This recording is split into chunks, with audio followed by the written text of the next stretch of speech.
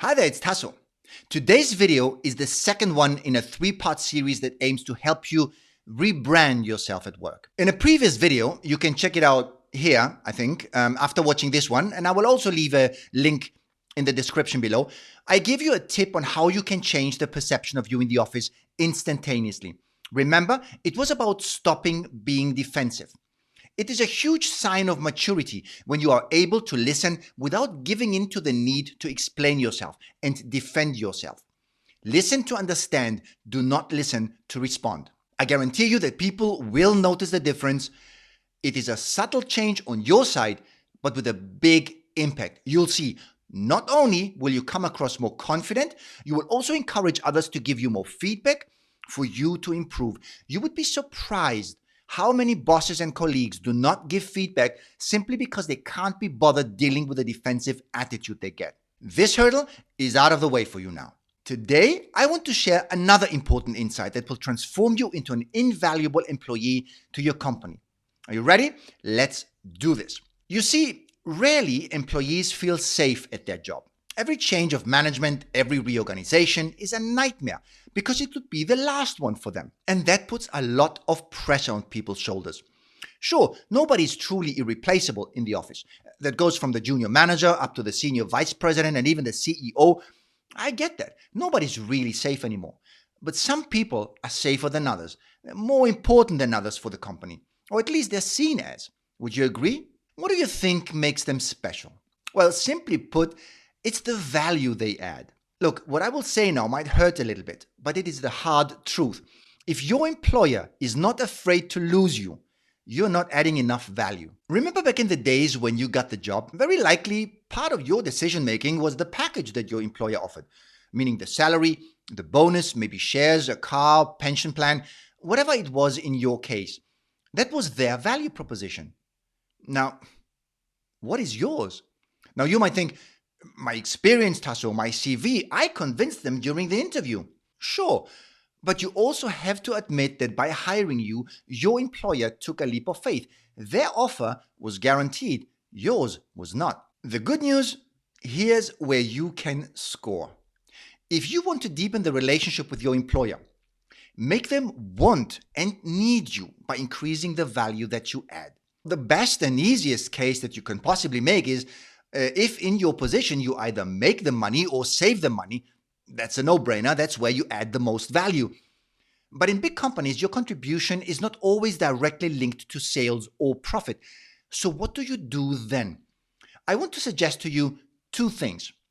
Number one, I want you to look very carefully at your job with the utmost scrutiny and objectivity. And I want you to ask yourself where in the corporate matrix your team and your job are truly located. Get your boss on board if you're not sure. You must understand what value exactly your team and your role specifically add to the company. Can the company do without that team, without that department, without your role? This is not to scare you. This is to empower you. If you know what you are about, you can communicate it accordingly. And if you repeat it often enough, people will see this as the reality.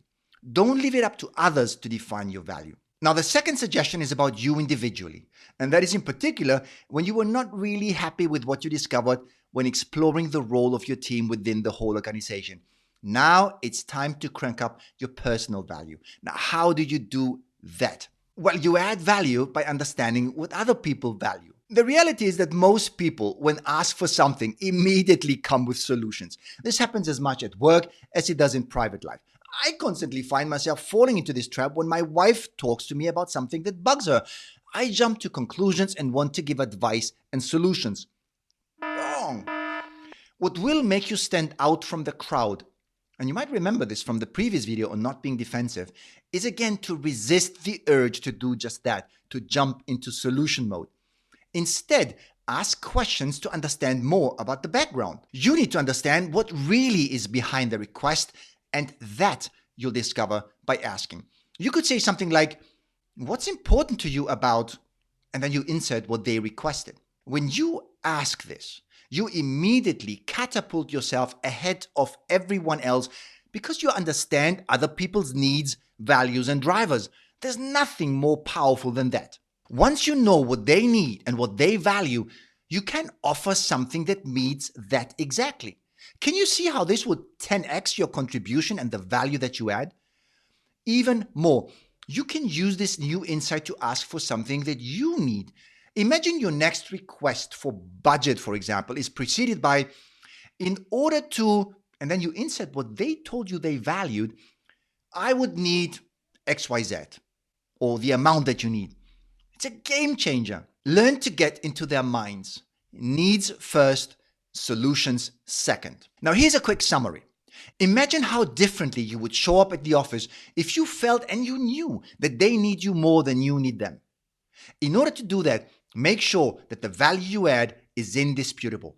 If you can't link it directly to sales and profit, make sure your work adds the most value to those you work with.